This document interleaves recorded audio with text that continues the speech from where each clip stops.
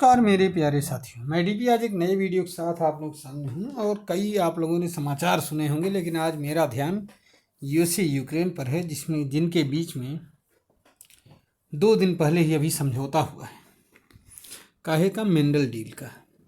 दैनिक भास्कर की रिपोर्ट अगर माने तो 1 तारीख की रिपोर्टिंग है उसमें कि समझौता हो गया। किसके किसके बीच में समझौता हुआ है? अमेरिकन ट्रेजरी सेक्रेटरी हैं स्कॉट बेसेंट और यूक्रेनी डिप्टी मिनिस्टर हैं यूलिया स्विरिदेंको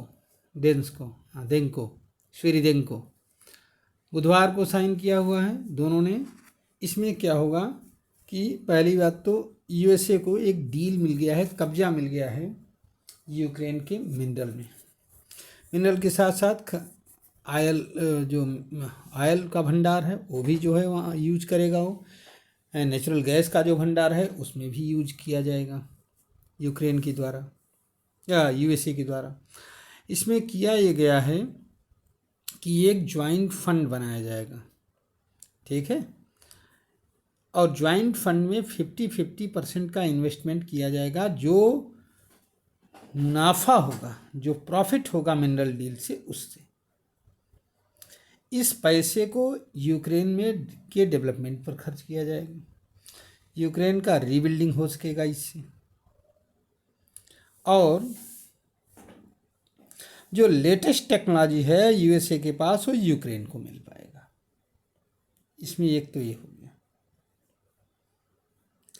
अच्छा, इससे एक बात और भी होगी कि पहली बात तो यूएसए की चाइना पर डिपेंडेंसी कम होगी। हालांकि अभी इसे फाइनल नहीं किया गया है, ध्यान रखिएगा, लगभग हो चुका है लेकिन फाइनल नहीं माना गया है। फाइनल होगा US international development finance corporation के द्वारा। ये यूक्रेन के साथ मिलकर के फाइनल बातचीत करेगा।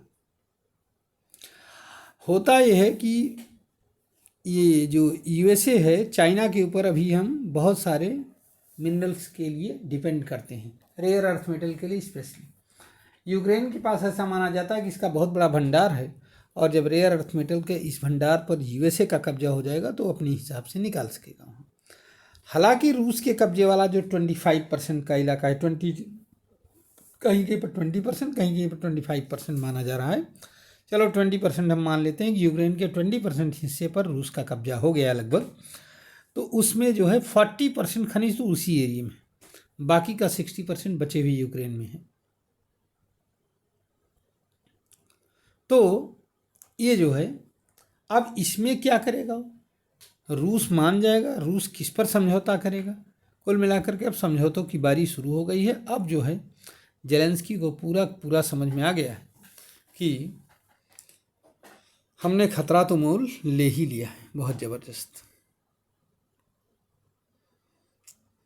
अब यहाँ पर एक चीज़ और है कि इससे डिपेंडेंसी भी कम होगी। किस पर? चाइना पर।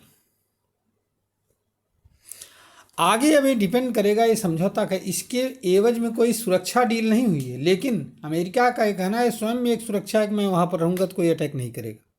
ये भी बात है। अब इसमें देखिए कोई सैन्य समझौता होता है क्या, और सैन्य समझौता तो खैर सैन्य सहायता बनाई रखी जाएगी, इसमें कहा भी गया है। आगे और क्या हो सकता है, फाइनल हो जाए तब फिर कुछ बताया जाए।